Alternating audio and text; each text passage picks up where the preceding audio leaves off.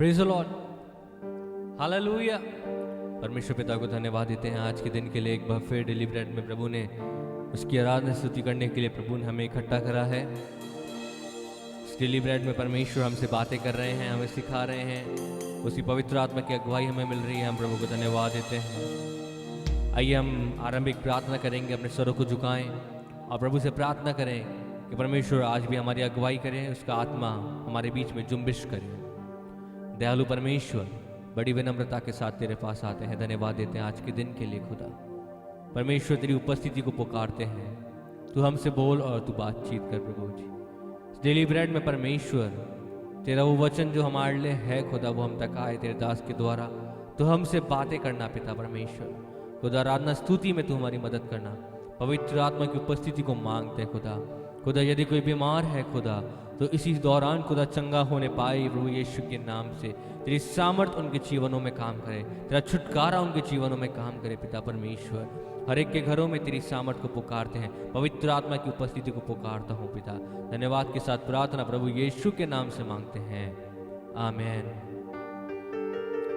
Hallelujah. आइए जीवित परमेश्वर की हम महिमा करेंगे, जो सर्वशक्तिमान, जो दयालु है। उसकी आराधना करते हुए इस गीत को गाएंगे। मसीह बिना जीना बेकार है, वो ही मेरे जीवन का आधार है। चाहे हम कैसी भी परिस्थिति में से गाएं, कैसी परेशानियां हमारे जीवन में आए, लेकिन प्रियो, उसके बिना हमारा जीवन का कोई अस्तित्व नहीं है। वो ही आधार है, वो ही हमारा रक्षक है, वो ही हमें संभालने वाला प्रभु है। आइए उसकी महिमा करें।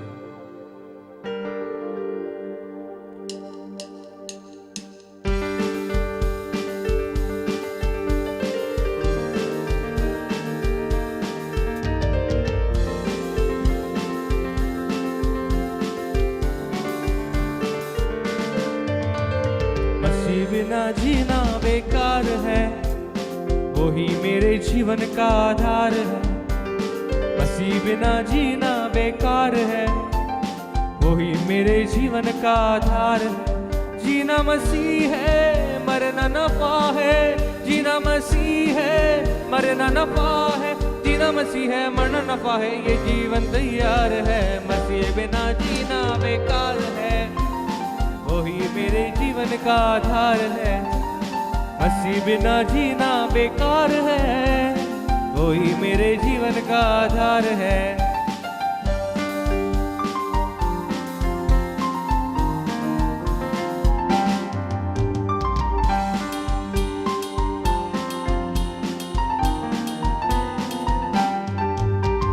क्रूस उठा के मैं चलने लगा, मेरा दुल्हा यीशु मसीहा। गाइए, क्रूस उठा के मैं चलने लगा, मेरा दुल्हा यीशु मसीहा।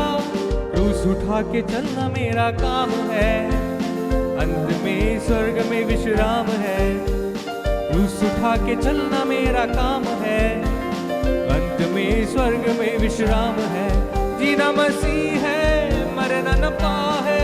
जीना मसीह है, मरना नफा है। जीना मसीह है, मरना नफा है। ये जीवन तैयार है। मसीह बिना जीना बेकार है, यही मेरे जीवन का आधार है।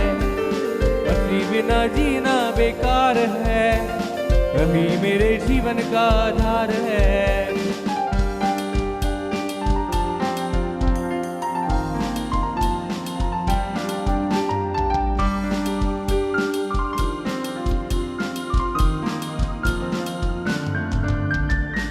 मसीह के साथ क्रूस पे चढ़ गया, मैं मसीह में हूँ, मसीह मुझ में है। मैं मसीह के साथ क्रूस पे चढ़ गया, मैं मसीह में हूँ, मसीह मुझ में है। आत्मा बिना जीना बेकार है, वही मेरे जीवन का आधार है। आत्मा बिना जीना बेकार है, वही मेरे जीवन का आधार है। जीना मसीह है, मरना नफा है। जीना मसीह है, मरना नफा है। जीना मसीह है, मरना नफा है। ये जीवन तैयार है। मसीह बिना जीना बेकार है, वही मेरे जीवन का आधार है। मसीह बिना जीना बेकार है, वही मेरे जीवन जीवन का आधार है। ओ मसीह बिना जीना बेकार है, वही मेरे जीवन का आधार है। मसीह बिना जीना बेकार है, वही मेरे जीवन का आधार है। वही मेरे जीवन का आधार है। हालेलुया। वही हमारे जीवन का आधार है, उसी से हम बचाए गए हैं प्रियो। वचन कहता है मसीहों के लिए मरना लाभ है और जीना मसीह है। ओ अब्बा तेरी स्तुति हो, तेरी महिमा हो।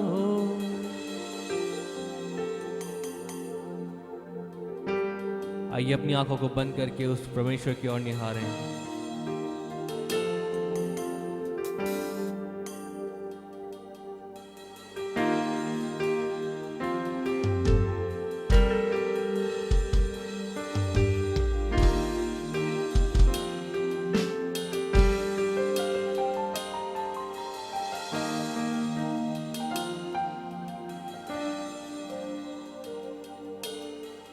देखो तेरी महिमा, यही है मेरी आशा। रह पाऊं तेरे मंदिर में, यही है मेरी अभिलाषा। देखूं तेरी महिमा, यही है मेरी आशा। रह पाऊं तेरे मंदिर में, यही है मेरी अभिलाषा। आराधना तेरी हो, आदर महिमा स्तुति धन्यवाद सामर्थ और सर्व अधिकार यीशु तेरा है, यीशु तेरा है, प्रभु तेरा है। ओ आराधना आराधना तेरी हो, आदर महिमा स्तुति धन्यवाद सामर्थ और सर्व तेरा है, प्रभु तेरा है, प्रभु तेरा है।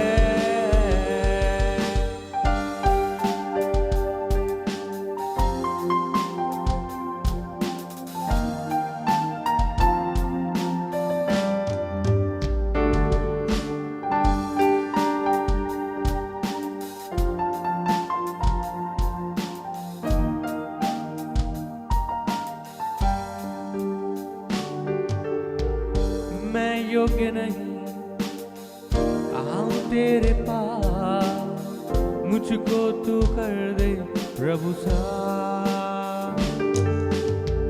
मैं योग्य नहीं आऊं तेरे पास, मुझको तू कर दे प्रभु सा। तेरे क्रूस के पावन लहू से धुल जाए मेरे सब पाप। तेरे क्रूस के पावन लहू से धुल जाए मेरे सब पाप, धुल जाए मेरे सब पाप। आराधना तेरी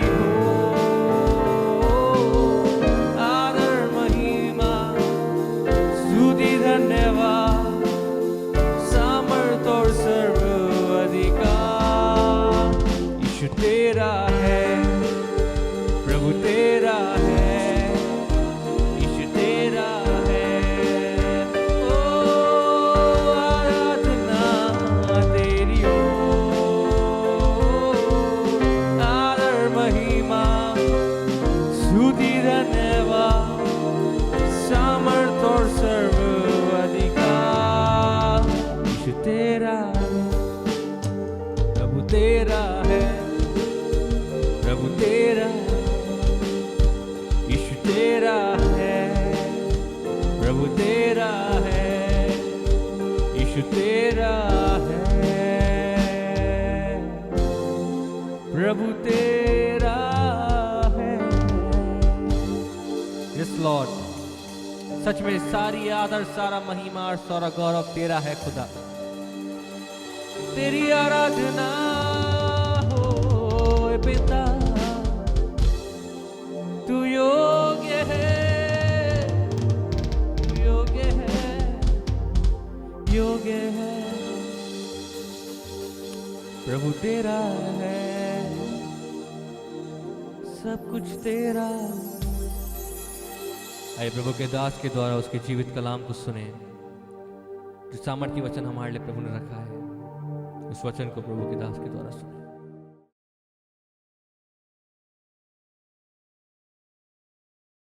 mount Carmel church Ajmer YouTube channel से जुड़े सभी भाई बहनों को, दर्शकों को जल्द आने वाले प्रभु यीशु मसीह के मधुर और मीठे नाम में आज शाम डेली ब्रेड कार्यक्रम में अभिनंदन करता हूं।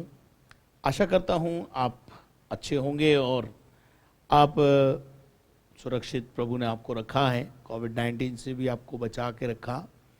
सब बातों के लिए प्रभु को धन्यवाद।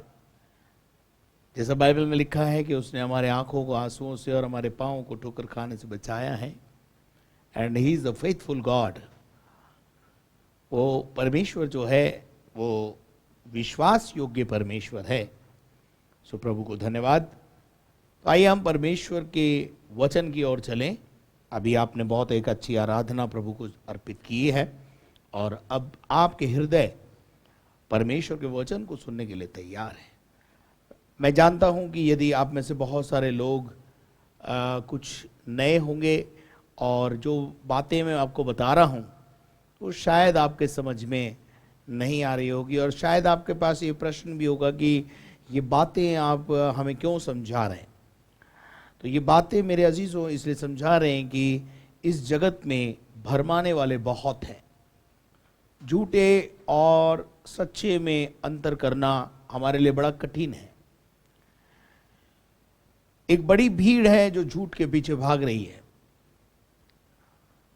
और एक छोटा झुंड है जो सत्य के पीछे दौड़ रहा है।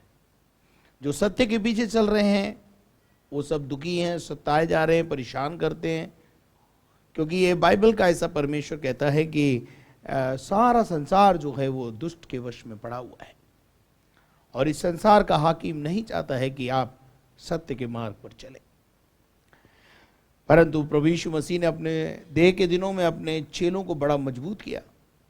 वो शिक्षाएं दी जिससे हम झूठ और सच को परख सकें, अलगाव को महसूस कर सकें। तो कल हमने परमेश्वर के वचन में से देखा था और आज उसके क्रम में हम आगे बढ़ेंगे। मत्ती रचित सुसमाचार 5वां अध्याय 1-2 पद और उसके बाद 15 पद से लेकर के हम 20 पद तक आज फिर एक और बार पढ़ेंगे। वह इस भीड़ को देखकर पहाड़ पर चढ़ गया और जब बैठ गया तो उसके चेले उसके पास आए। हाँ। और वह अपना मुंह खोलकर उन्हें यह उपदेश देने लगा, झूठे भविष्यद्वक्ताओं से सावधान रहो, जो भेड़ों के भेष में तुम्हारे पास आते हैं परंतु अंतर में फाड़ने वाले भेड़िए हैं। उनके फलों से तुम उन्हें पहचान लोगे। क्या झाड़ियों से अंगूर व उटकटारों से अंजीर तोड़ते हैं? इसी प्रकार हर एक अच्छा पेड़ अच्छा फल लाता है और निकम्मा पेड़ बुरा फल लाता है। अच्छा पेड़ बुरा फल नहीं ला सकता और न निकम्मा पेड़ अच्छा फल ला सकता है। जो पेड़ अच्छा फल नहीं लाता वह काटा और आग में डाला जाता है। सो उनके फलों से तुम उन्हें पहचान लोगे। आमीन।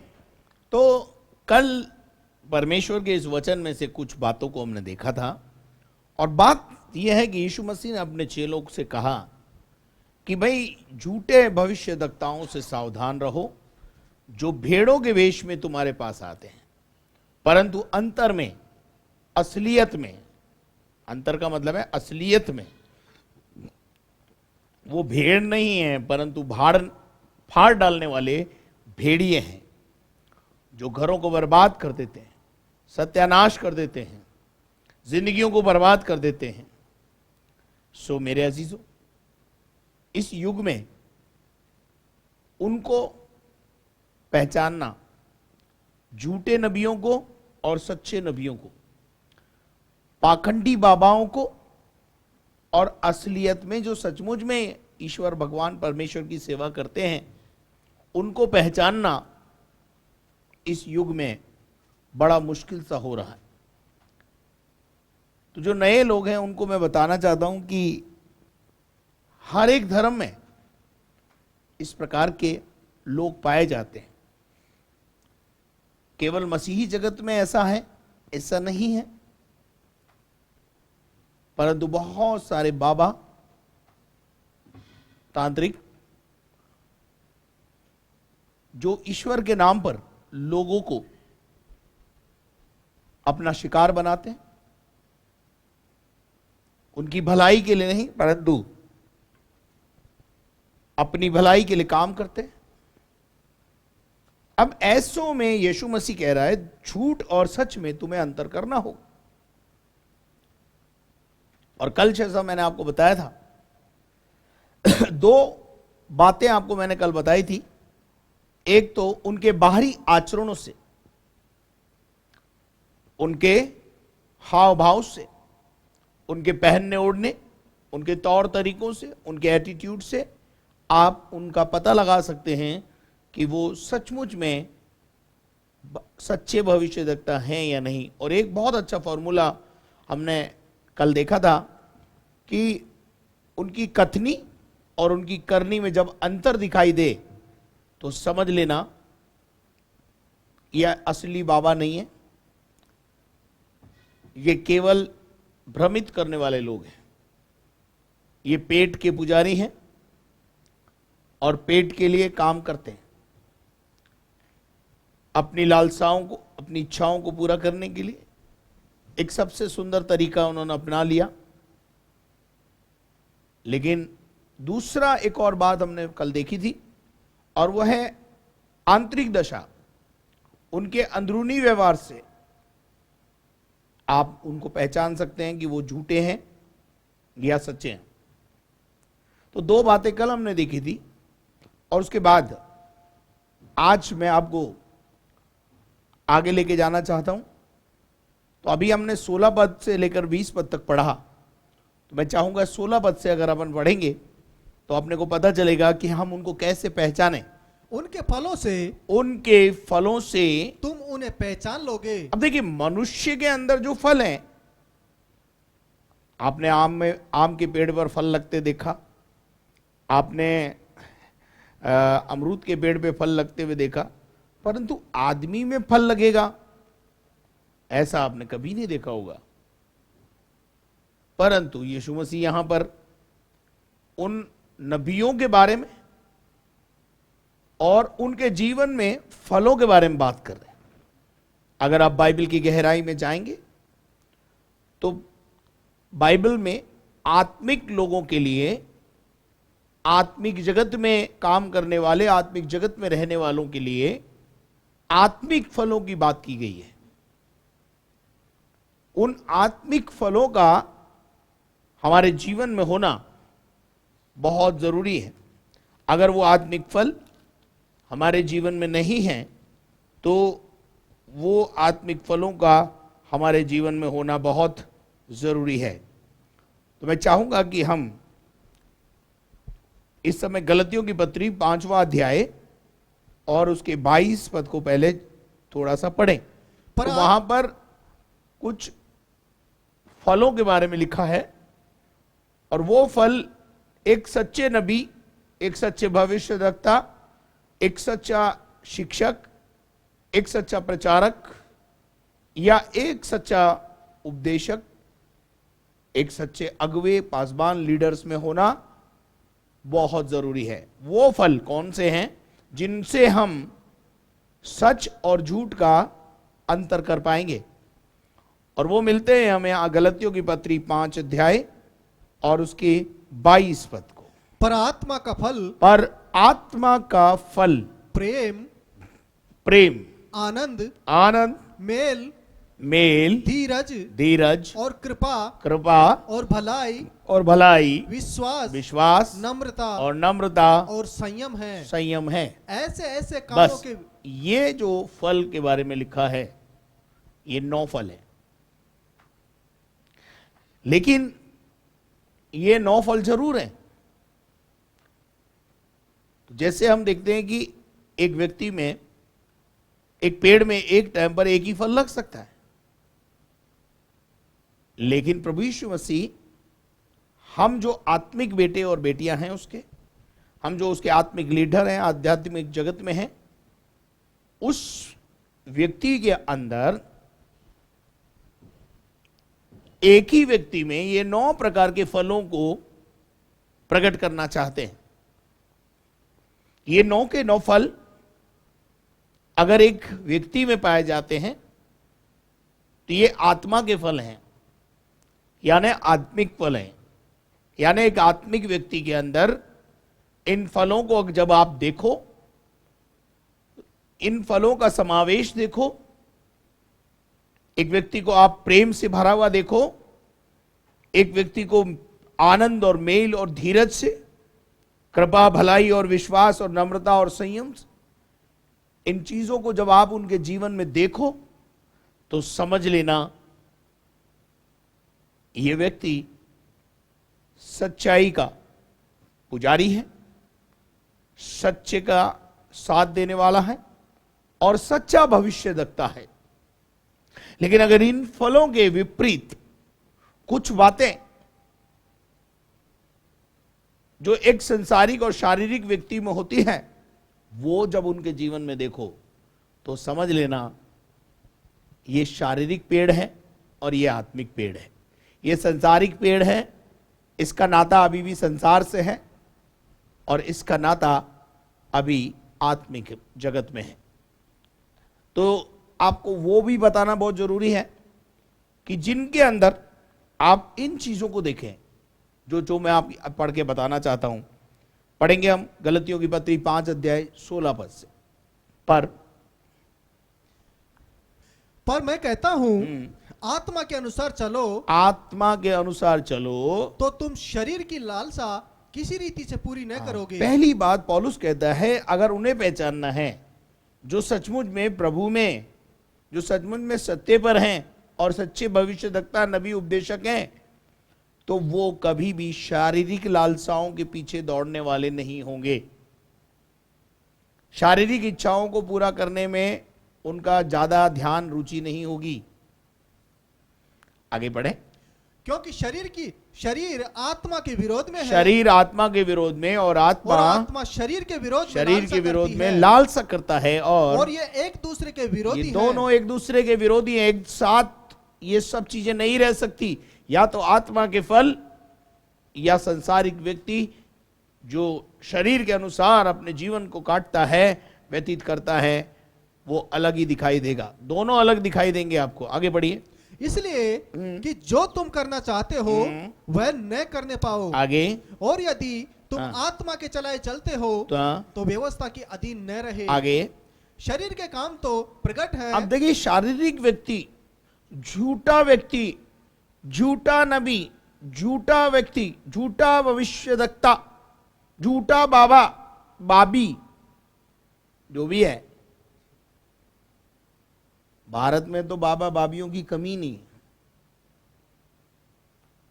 अच्छी बात है, ये देश बाबाओं के पीछे भागने वाला, बाबियों के पीछे भागने वाला,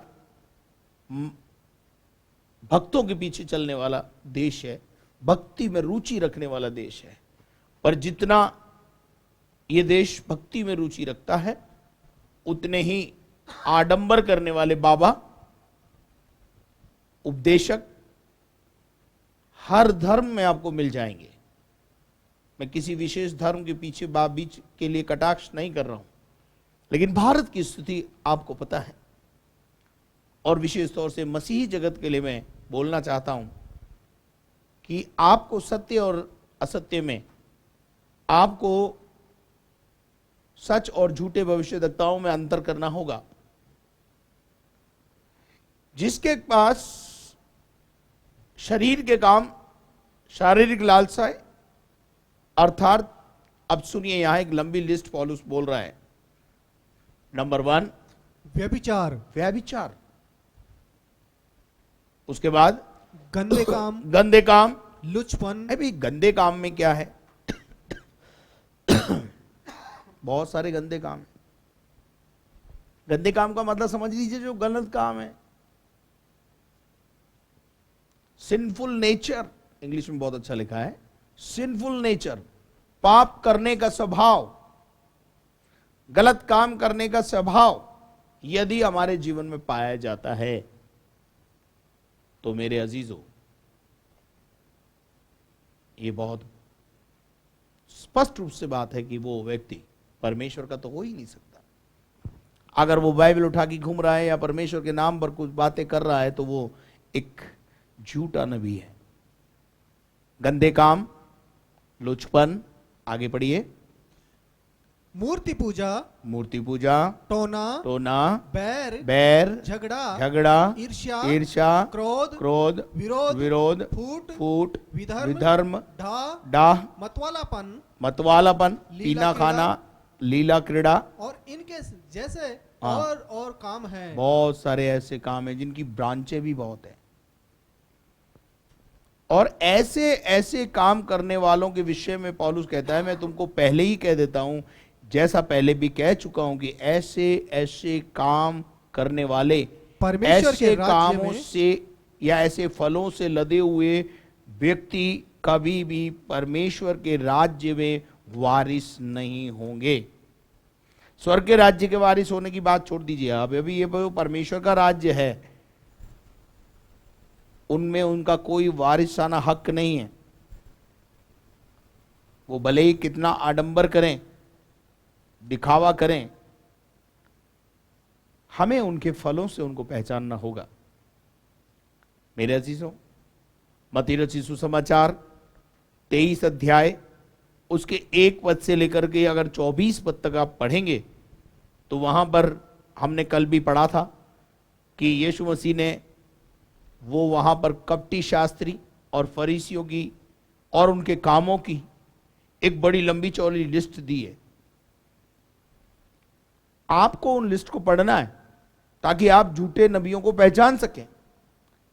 झूठे नबियों के बारे में, कपटी शास्त्रियों के बारे में जो कपट से भरे हुए हैं, ऐसे व्यक्तियों को पहचानना बहुत जरूरी है।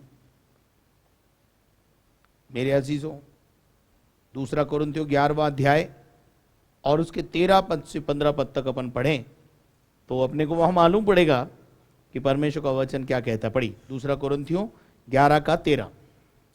क्योंकि ऐसे लोग झूठे प्रेरित, कौन है ये लोग? ये झूठे प्रेरित हैं और छल से काम करने वाले। काई से काम करते हैं? छलावा करते हैं, छल करते हैं, झूठ बोलते हैं, झूठे प्रेरित हैं, छलते हैं लोगों को, और मसीह के प्रेरितों का रूप धरने वाले हैं। मसीह के प्रेरितों का रूप धरने वाले, मसीह के प्रेरित नहीं है, उनका रूप धारण किया हुआ है।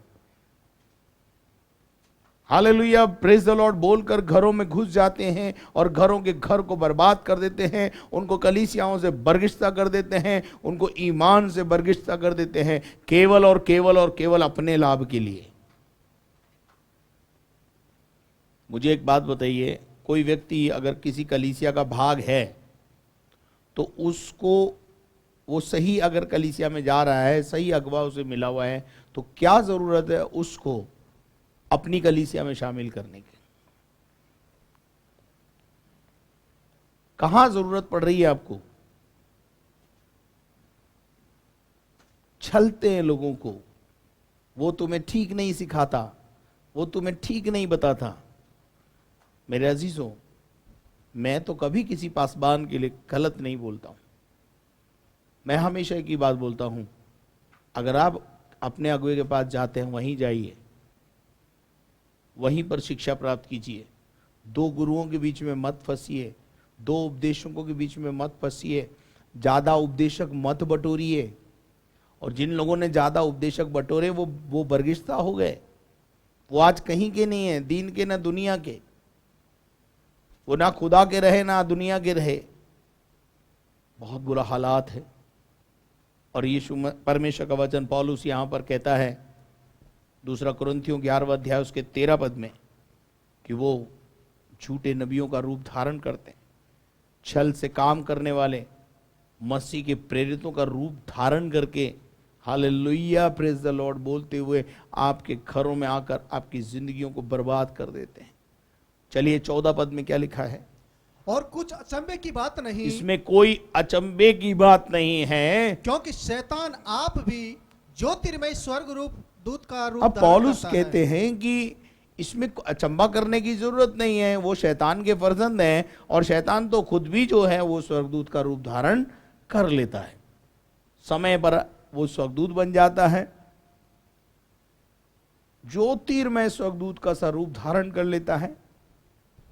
तो अगर उसके फर्जंद का मतलब है उसके अनुयायी, संसारिक शैतान और उसके हाकिम के अनुयायी झूठे भविष्यद्वक्ताओं का रूप धारण करके आपको एक जीवित कलीसिया से अलग करने का प्रयास करते हैं, तो वो शैतान के फर्जंद।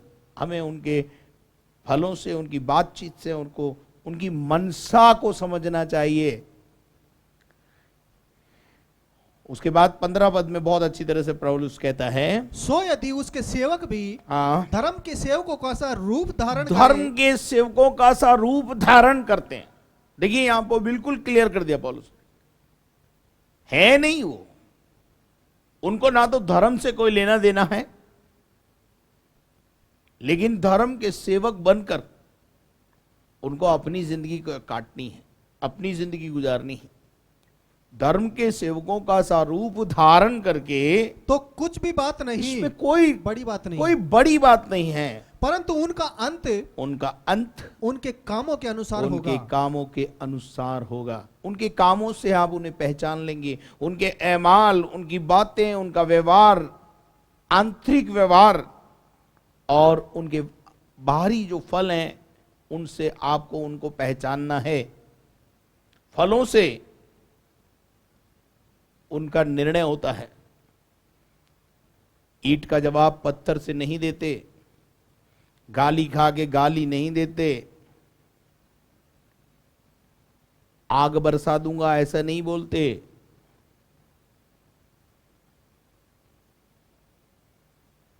मेरे अजीजों,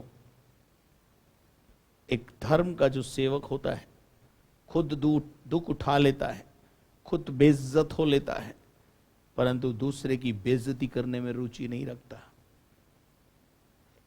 यहां तो मैंने सेवकों को, अगुओं को, लीडर्स को आपस में छोटी छोटी बातों पर बड़े बड़े झगड़े करते हुए देखा। पहचानिए उनको, why they are in the ministry. They are working only for the money and destroying the people. लोगों को बर्बाद कर रहे हैं। चलिए फिलिपियों की पत्री 1 अध्याय, फिलिपियों 1:15 से 17 का क्यों लोग परमेश्वर की सेवा कर रहे हैं देखेंगे अपन। कितने तो ढा और झगड़े के कारण मसीह का प्रचार करते हैं। आज किसी पादरी से झगड़ा हो गया तो बोलते अब मैं भी कलीसिया बना के बताऊंगा। दर्शन नहीं है। झगड़ा किससे हो गया है? पादरी से हो गया है, या विश्वासियों के बीच में झगड़ा हो गया है तो अब वो ठन गई है जी, हम भी कलीसिया बना के बताएंगे, हम भी कलीसिया चला के बताएंगे। कलीसिया यीशु मसीह बनाता है, कलीसिया यीशु मसीह की है। कोई भी उसे बर्बाद करने और तोड़ने की कोशिश ना करे। हाँ, अगर आपके पास एक दर्शन है, अवश्य रूप से आप अपने पासबान से जाकर कहें मुझे भी एक दर्शन है, मुझे भी एक अन्य कलीसिया खोलने का अधिकार दीजिए। उनसे विदा लीजिए प्रार्थना करवा के, उनके साथ मिलकर के सानिध्य में रह करके सेवा कीजिए। कौन पास्टर नहीं बिशप बनना चाहता है? मेरी बात सुनी आपने? क्या बोला मैंने? कौन पास्टर बिशप नहीं बनना चाहता है? हर पास्टर बिशप बनना चाहता है, और बिशप बनने के लिए 10-20 नीचे कलीसिया होना बहुत जरूरी है। सारे ही पास्टर चाहते हैं कि मैं बिशप बन जाऊं, पर आप उनको बिशप बनने का मौका ही नहीं देते, क्योंकि आप विरोध में जाकर कलीसिया खोलते हैं। कितने तो डाह और झगड़ा हो गया है। डाह का मतलब क्या है? अंदर जो है एक स्पिरिट आ गई है ऐसी कि मैं भी कुछ करके बताऊंगा, और कितने लोग झगड़े के कारण मसीह का प्रचार करते हैं। बुलाहट नहीं है, परमेश्वर की बुलाहट से बुलाहट नहीं है, परंतु मैं भी कुछ हूं ऐसा करके उठते हैं और फिर खुद ही की बर्बादी का कारण बन जाते हैं। बाइबल में प्रेरितों के काम के अंदर परमेश्वर के वचन में हम देखते हैं कि एक व्यक्ति, वहां पर गमलीएल उस बात का जिक्र करता है कि एक व्यक्ति जो है उठा और कुछ 400 लोगों को उसने अपनी तरफ कर लिया, और इस प्रकार से जो है उसने बहुत बड़ा जो है एक गंभीर जो है वो काम कर दिया जो उसे नहीं करना चाहिए था। परमेश्वर के वचन में हम इस बात को प्रेरितों के काम के अंदर देख सकते हैं कि प्रेरितों के काम के अंदर ये बात परमेश्वर का वचन कहता है कि गमलीएल नाम का जो उनका एक व्यक्ति था सिखाने वाला, वो इस बात को वहाँ पर कहता है। तो हम इस बात को देखें कि परमेश्वर का वचन हमें क्या कहता। कितने तो डाह के कारण और कितने झगड़े के कारण मसीह का प्रचार कर रहे हैं, और कितने भली मनसा से। तो जो भली मनसा से कर रहे हैं ना, ये समझ के कर रहे हैं कि मेरा राज्य नहीं है, परमेश्वर का राज्य है। तो अगर वो अन्य व्यक्ति किसी अन्य कलीसिया में जा रहा है तो परमेश्वर का राज्य में तो जा रहा है ना, फिर उसको अपने कलीसिया में शामिल करके आप क्या साबित करना चाहते हैं? सीखें इस बात को। जो जिस कलीसिया में जा रहा है जाने दीजिए। बहुत सारे लोग हैं जो कलीसिया से बाहर हैं, उनको लाइए ना। मैं विश्वासियों से भी कहना चाहता हूं, कोई भी विश्वासी अगर किसी दूसरी अन्य कलीसिया में जाता है, आप उसे बिल्कुल डिस्टर्ब ना करें। उसे क्यों सुसमाचार सुना करके और अपनी कलीसिया में शामिल करके भाग बनाना चाहते हैं? जाने दीजिए उसको, सही जगह जा रहा है ना।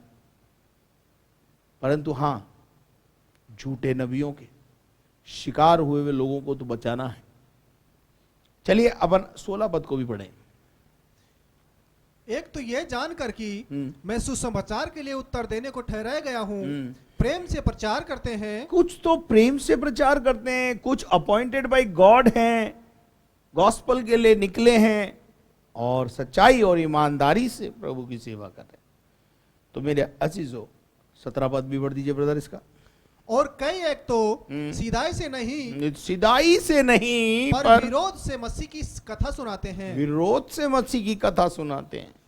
ऐसे लोगों को आप पहचानिए जो आकर आपके कलीसिया और आपके पास्टर के विरोध में बोले, समझ लीजिए ये झूठा नबी है। इसमें कोई सच्चाई है नहीं, केवल आपको तोड़कर, आपको यहां से हटाकर अपनी कलीसिया में ले जा रहा है। ये सीधा फॉर्मूला आपको मैंने बता दिया आज।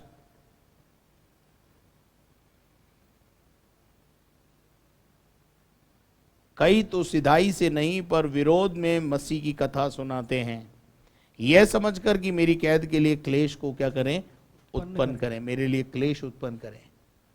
सच्चे नबी पौलुस के लिए, सच्चे उपदेशक पौलुस के लिए प्रॉब्लम क्रिएट करते रहते हैं। जो सच्चाई ईमानदारी से काम कर रहा है उसके लिए प्रॉब्लम क्रिएट करना उनका शायद उनका काम है।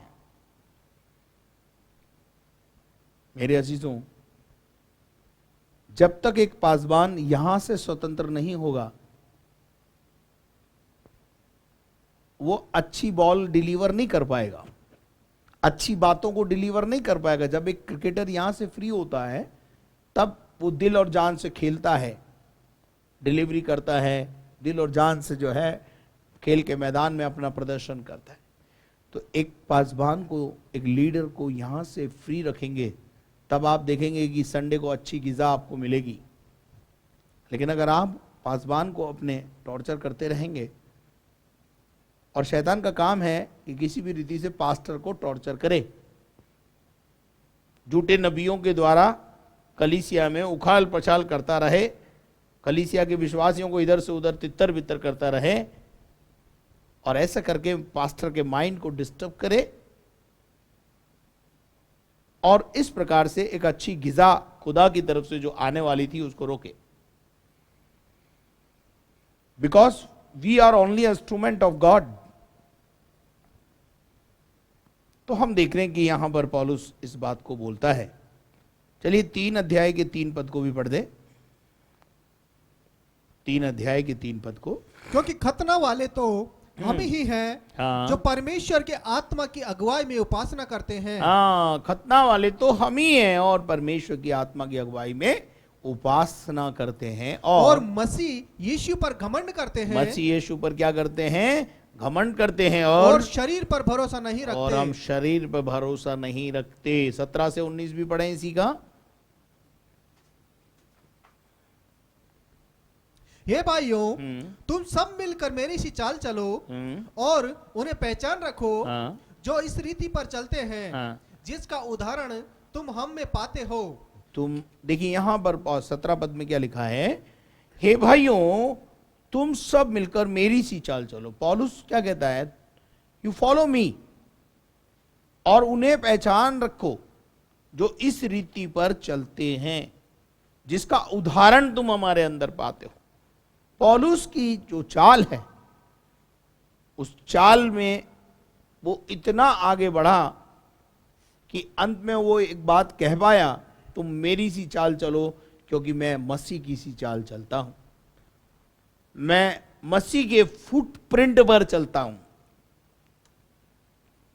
एक अगवे को जब आप देखें तो आप देखें कि क्या वो मसीह के फुटप्रिंट पे चल रहा है, मसीह के नक्शे कदम पर चल रहा है। यीशु मसीह ने जिस रास्ते को जिस रीति से चलने के लिए, अगुवाई करने के लिए बताया है, क्या सचमुच में वो उस रीति से चल रहा है? Are you with me? क्या आप मेरे साथ हैं? हेलो। हे भाइयों, तुम सब मिलकर मेरी सी चाल चलो और उन्हें पहचान के रखो जो इस रीति पर चलते हैं, जिसका उदाहरण तुम हम में पाते हो। मेरे अजीजों, पौलुस हिमसेल्फ इंट्रोड्यूस कर रहा है अपने आप को। वो कह रहा है मुझ में देखो, मुझे पहचान के रखो, मुझे पहचानो, मैं मसीह के फुटप्रिंट पर चला और इसी रीति से चलते हैं। क्योंकि बहुत तेरे ऐसी चाल चलते हैं, हाँ, जिनकी चर्चा हाँ। मैंने तुमसे बार बार किया है। बहुत सारे ऐसी चाल चलते हैं जिनकी चर्चा मैंने बार बार तुमसे की है। और अब भी रो रो कर कहता हूं, पौलुस का दिल दुखी है उन झूठे नबी और भविष्यद्वक्ता, उपदेशक, प्रचारकों के कारण। रोता है वो, और वो बोलता है मैं रो रो कर तुमसे कहता हूं कि इनसे बचो, इन लोगों से अपने आप को अलग करो। देखिए, पौलुस ने बहुत अच्छी रीति से एक बात कही, जो भाई कहलाकर मूर्ति पूजा करे उसको नमस्कार भी मत करो। पिछले दिनों में मैंने एक प्रचार में एक बात बताई थी कि जो उड़ाऊ पुत्र की कहानी मैंने बताई कि उस उड़ाऊ पुत्र जब खो गया तो उसको ढूंढने, उसको वापस लाने उसका पिता नहीं गया, बस वो इस बात का इंतजार करता रहा एक दिन ये लौट के आएगा। मेरे अजीजों, जो भाई कहलाकर, जो समझदार होने के बाद, वचन को जानने के बाद वापस गलत रास्ते पे जाए, उसके लिए कोई बलिदान अब बाकी नहीं है। आगे पढ़ दीजिए, 19 तक पढ़ना है। वे अपनी चाल चलन से वे अपनी चाल चलन से प्रचारक हैं, लेकिन वे अपनी चाल चलन से उपदेशक हैं, लेकिन अपनी चाल चलन से अच्छे झूठे नबी हैं, लेकिन अपनी चाल चलन से मसीह के क्रूस के बैरी हैं। किसके बैरी हैं? है कौन? मसीह के प्रचारक, लेकिन अपने चाल चलन से क्रूस के बैरी हैं। कथा क्रूस की सुनाते हैं, लेकिन उसी क्रूस के बैरी हैं। उन्हीं के कारण बहुत सारे लोग ठोकर खा के बैकस्लाइड हो जाते हैं, संसार में चले जाते हैं। बहुत सारे लोग हैं। लेकिन जब कोई इंसान किसी कलीसिया को छोड़ देता है तो ऐसे दावे करता है, मैं इस कलीसिया को खाली कर दूंगा, मानो ये कलीसिया उसी ने भरी थी। ऐसे दावे हमेशा खोखले होते हैं, ध्यान रखना। ऐसे दावों में कोई दम नहीं होता, कुछ कर नहीं पाता है। क्योंकि जिस कलीसिया को परमेश्वर प्रेम करता है, उसमें चलनी भी चलाता है। और अलिया और कचरा बाहर हो जाता है। अब वो अलिया और कचरा जो है वो ये कहता है कि मैं इस कलीसिया को खाली कर दूंगा। ऐसे बहुत सारे लोग हैं जो इस प्रकार की भावना रखते हैं। जो इस प्रकार की भावना रखता है, आप मुझे बताइए, क्या वो सच्चा प्रचारक है? क्या उसमें मसीह का आत्मा है? यही तो किया था यीशु मसीह के जमाने में उसके चेलों ने। तब यीशु मसीह ने उनको डांटा था और उनसे कहा था, तुम कैसी आत्मा के हो? आपकी पास्टर से नहीं बन रही है, आप अलग जाना चाहते हैं, प्यार से जाइए।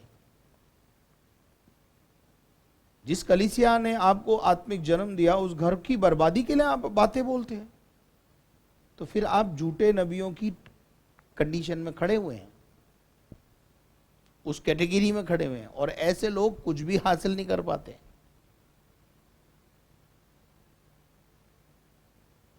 एक पास्टर ने मुझे कहा, कल देखना कितने तुम्हारे साथ रहेंगे। मेरे साथ तो आज भी बहुत लंबी चौड़ी भीड़ प्रभु ने दी हुई है। कई विश्वासियों को जन्म दिया मैंने, लेकिन वो जो मुझे बोल के गए थे, हम दो हमारे दो ही हैं। परमेश्वर प्रकट करता है झूठे नबियों में और सच्चे नबियों में अंतर दिखाता है। इसी कलीसिया के लोग, इसी शहर के लोग झूठे नबी और सच्चे नबियों में, सच्चे पासबान और झूठे पासबानों में अंतर कर सकते हैं।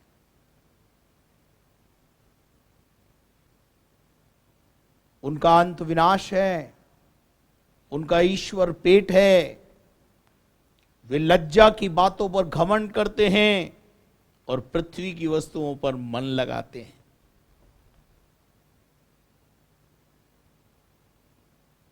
मुझे खुदा ने सब वो चीजें दी है जिनकी मुझे जरूरत है, पर मेरा मन अभी भी उनमें लगा हुआ नहीं है। मेरा मन इसमें लगा हुआ है।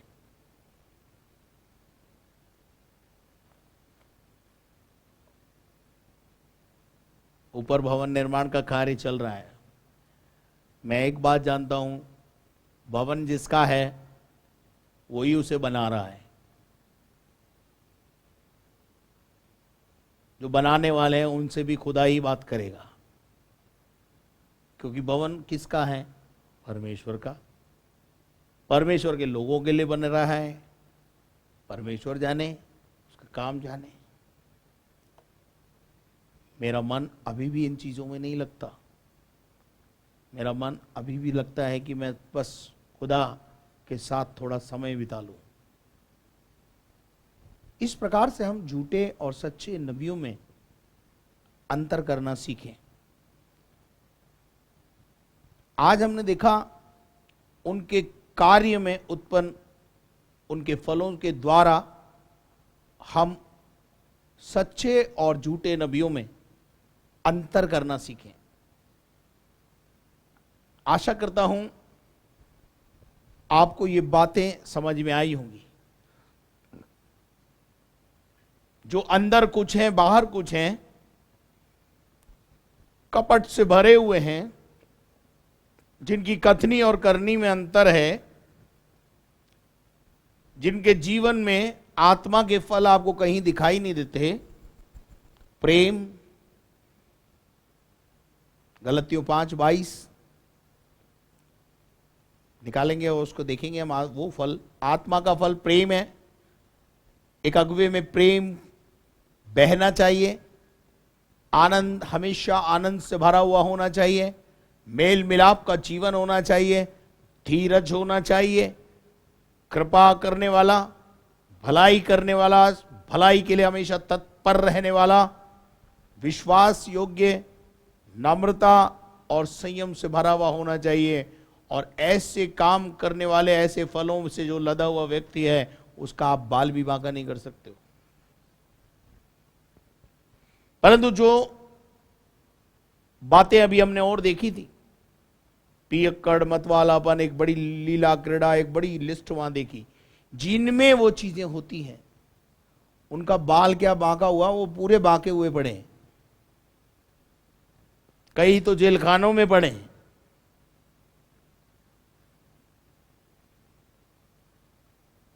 मेरे अजीजों, पेड़ को अपने फलों से पहचानना, एक झूठे नबी और सच्चे नबी में, एक झूठे अगवे और झूठे सच्चे नबी में, उपदेशक, झूठा उपदेशक और सच्चा उपदेशक, शिक्षक, पासबान, इनमें अंतर करना आपको आना चाहिए। एक ही बात बोलना चाहता हूं आखिर में। अगर कोई आकर निंदा करता है, समझ लो, समझ लो, समझ लो। मैं क्यों बोलूं कि वो कौन सा नबी है? समझ लो।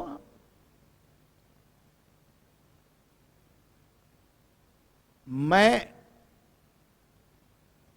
यीशु मसीह को प्रचार करता हूं। मैं जब मिलता हूं, मैं यीशु की बात करता हूं। और जिसे यीशु नहीं मिला है, उसे यीशु देने की कोशिश करता हूं। ये लोग जिन्हें यीशु मिला हुआ है, उसको यीशु देना की कोशिश करते दोबारा। एक बड़ा अंतर मैंने आपको समझाया है। उनके फलों से, उनकी बातचीत करने के तौर तरीकों से, उनके अंदरूनी और बाहरी आचरणों से आप उनको पहचानें। छोटी सी कोई बात हो गई तो उस पर बड़ा गुस्सा कर लेना, तनाव पैदा कर देना और बड़ा बड़ा विस्फोटक स्थिति में आ जाना, ये सच्चे नबियों का काम नहीं है। समझ लीजिए, थर्मामीटर लगा लीजिए और देख लीजिए बुखार कितना है, कौन सच है कौन झूठ है, आपको पता करना है। परमेश्वर इस वचन के द्वारा आपको आशीष दे, समझ दे, बुद्धि दे। कल एक और बात इस बारे में अपन देखेंगे कि परमेश्वर का वचन क्या कहता है। आइए आज हम अपनी आंखों को बंद करें, प्रार्थना करें। हमारे जीवित और महान परमेश्वर, तेरे पुत्र यीशु मसीह के द्वारा हम तुझसे विनती और प्रार्थना करते हैं, तो हमारी मदद कर, हमारी सहायता कर। कोई भी अंधकार की शक्ति हम पे प्रबल न हो। हम झूठे नबियों में और सच्चे नबियों में, सच्चे उपदेशक और सच्चे पासबान में अंतर करने पाए, हम समझ पाए, पहचान पाए उनको। ऐसी आत्मा तो हम में से हर एक को, सुनने वालों को प्रदान कर। सारी महिमा तुझे मिले प्रभु। हम प्रार्थना करते हैं इस समय जिनके आज जन्मदिन है, जिनके आज मैरिज एनिवर्सरी हैं, सभी को आशीष दे। और जो आज बीमार अवस्था में प्रभु, हमारी कलीसिया के कुछ भाई बहन जिनको कोविड है, यीशु की दिव्य चंगाई वहां के लिए बोलते हैं खुदा। और विशेष तौर से प्रभु हम प्रार्थना करते हैं कोविड-19 से हमारे देश को ना केवल हमारे देश को परंतु पूरे विश्व को बचा ले। जल्द से तेरे भवन खुलने पाए, हम सब तेरी आराधना करने के लिए आने पाए। सारा आदर, मान, सम्मान, गौरव तुझे देते हुए प्रार्थना को यीशु मसीह के नाम से मांगते हैं, आमीन। और अब हमारे खुदावंद यीशु मसीह का फजल, खुदा बाप की मोहब्बत, पाक रूह की रिफाकत और शराकत अब से लेकर हमेशा तक हम सबों के साथ हमेशा तक होती रहे। और हम सब बोलें आमीन। Praise the Lord. यदि आपने हमारे चैनल को सब्सक्राइब नहीं किया है तो सबसे पहले आप उसे सब्सक्राइब करें, बेल आइकन को दबाएं, शेयर करें, लाइक करें। और यदि अपने प्रार्थना के निवेदन आप हमें देना चाहते हैं तो अपने प्रार्थना के निवेदन हमारे स्क्रीन के ऊपर प्रेयर टावर के नंबरों पर आप करें। और यदि आप इस सेवा को और बढ़ते हुए देखना चाहते हैं तो आप अवश्य रूप से प्रार्थना करें और आर्थिक सहयोग करें। आर्थिक सहयोग देने के लिए बैंक अकाउंट की डिटेल स्क्रीन पर है। मेरे अजीजों, पिछले दिनों में मैं एक गवाही को मैंने आप लोगों के लिए डलवाया था, और भी कुछ गवाहियाँ हमारे पास हैं। आज भी मैं चाहूँगा कि आप एक अच्छी गवाही को हमसे सुनेंगे। Praise the Lord. मेरा नाम महेश है। मैं फाय सागर रोड अजमेर स्वास्तिक नगर में रहता हूँ। मैं पिछले 2.5-3 साल से कलीसिया का मेंबर हूँ, कलीसिया में आ रहा हूँ। और परमेश्वर के आशीष से प्रभु पास्टर राजेंद्र डेविड के थ्रू जो परमेश्वर ने डेली ब्रेड कार्यक्रम को चालू किया है, उस डेली ब्रेड कार्यक्रम से हमारे जीवनों में भी लॉकडाउन जैसे विकट समय में कई चमत्कार हुए हैं, कई आशीषें हमें प्रभु की प्राप्त हुई हैं। उनमें से कुछ मैं आपके साथ शेयर करना चाहता हूँ। सबसे पहले तो लॉकडाउन के दौरान मेरी जॉब चली गई थी, परंतु और फिर हम निराश हो गए थे कि जॉब क्या करेंगे, जॉब है नहीं। फिर हमारे मन में आया कि हमें परमेश्वर से प्रार्थना करनी चाहिए।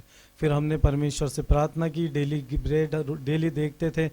प्रभु के दास ने जो हमको सिखाया, समझाया, उनको लेकर हम आगे चले। प्रार्थना में प्रभु को याद किया और परमेश्वर से हमने कहा कि पिता, मैं नहीं जानता, मुझे 1 जुलाई से जॉब पे जाना है। परमेश्वर, मुझे नहीं पता इस विकट समय में, जबकि लोगों की जॉब्स नहीं है, लोगों की जॉब चल गई है, मेरा क्या होगा मुझे नहीं पता, परंतु तुझ पर विश्वास है और तू मेरे लिए सब कुछ करेगा। मैंने परमेश्वर का नाम लिया, उनसे प्रार्थना में रखा और फिर परमेश्वर ने अपना काम किया। 30 तारीख को मेरे पास कॉल आया कि एक एडवोकेट के यहाँ जॉब है, आप जाके बात करो। मैं गया, मैंने जाके बात की और मेरी जॉब पहले से अच्छी सैलरी में और पहले से अच्छी जॉब मेरी लगी है। प्रभु का धन्यवाद। ये प्रभु के ही आशीष से संभव हुआ है, डेली ब्रेड के माध्यम से संभव हुआ है। पास्टर राजेंद्र डेविड जो हमें सिखाते हैं, जो हमारे ऐसे श्रेष्ठ जो हमारे अगुए हैं, उनकी आशीष से, उनकी जो है प्रार्थनाओं से संभव हुआ है। और एक गवाही में और शेयर करना चाहूँगा। कोरोना में एक बार मेरी पत्नी को रात को अचानक से बहुत तेज़ फीवर आ गया था, बहुत तेज़ फीवर आ गया, जुकाम वगैरह और कोरोना जैसे सिम्टम्स थे। मैं डर गया। फिर मेरे मन में आया कि मैं भजन संहिता 91 पढूं। मैंने बाइबल निकाल के भजन संहिता 91 को पढ़ा। पढ़कर मैंने उसकी आयतें पढ़ी, फिर मैंने भजन संहिता 23 पढ़ी। उसके बाद में फिर मैंने मेरी पत्नी के ऊपर हाथ रख के प्रार्थना की और फिर मैं नीचे किसी काम से चला गया। जब मैं नीचे से वापस ऊपर हमारे रूम में आया तो क्या देखता हूँ कि आज जो 2-2 कंबल ओढ़ के लेटी हुई थी, वो उठ के बैठी हो गई और बैठ के बोले कि मुझे तो कुछ भी नहीं है, और एकदम चल रही है, फिर रही है। फिर अच्छे से हमने बातें की, अच्छे से हमने मतलब फिर दोबारा उसे फीवर आया ही नहीं। प्रभु का धन्यवाद। ये सब कुछ परमेश्वर के आशीष से संभव हुआ है, उसकी दया से संभव। और डेली ब्रेड में जो पास्टर अंकल हमें जो सिखाते हैं कि प्रभु में कैसे आगे बढ़ना है, और पास्टर अंकल की दुआओं से, उनकी प्रार्थनाओं से संभव हुआ है। प्रभु का धन्यवाद, हमारे जीवनों में काम किया।